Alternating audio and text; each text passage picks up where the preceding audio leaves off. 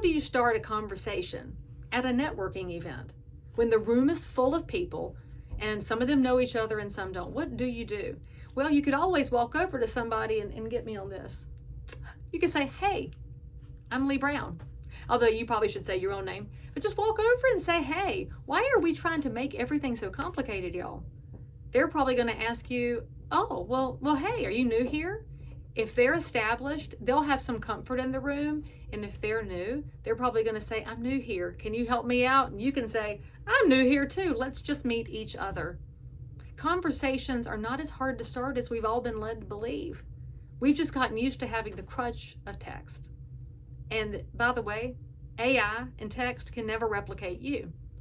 So just think about these conversations as a chance to get to know somebody. Ask them where they're from originally. Ask them their job they had before the one they're in now. I have found that to be a very interesting conversation because most people have changed professional lives. Ask them what they came from before they landed in copier sales. They'll tell you, and they'll probably tell you why they made a transition.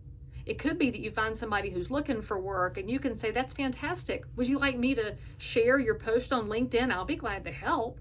You may not have a right connection, but you may. And start thinking again in that attitude of abundance. How can you help the person you're talking to? You won't be new in the room for long, I can tell you that. Now, if you're wondering which rooms to walk into, again, think about your passion places, but you can also try the traditional networking places. Rotary Club may have an opening for your profession. The BNI groups, the Business Networking International, you have to find out if they have an opening, but why not call and ask? They may have had somebody drop out. You can reach out to churches. There's Kiwanis groups. There's Lions Club. You may have Moose, Elks, wherever you are. There are going to be civic organizations. Now, they may have dropped off in numbers and be smaller than they used to be, but you know what? Small rooms are fantastic because you'll get to know people faster. You can go to Chamber of Commerce events. The opportunities are actually endless. In fact, if you go to Meetup as the website or the app, look at Facebook, you can find places to go. And if you're the nervous Nelly sort, you're a little bit of an introvert, take a friend, take a spouse, take a teenager. They won't want to go, but they will. And go, just go. What's the worst that could happen? I will tell you, I think realtors and mortgage lenders and other professionals don't network because they get really laser beam focused on the worst that could happen. So here's what I ask my coaching clients. What is the actual worst that could happen? And they'll say, nobody talks to me. Okay. Does your life end because nobody spoke to you? No, it doesn't.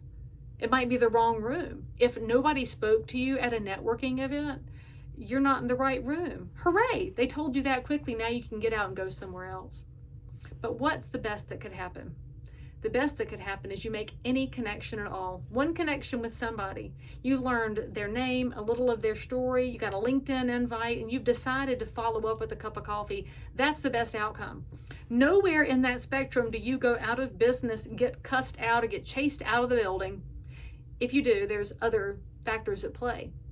So maybe don't catastrophize everything and start realizing that building this network is the best thing you can possibly do.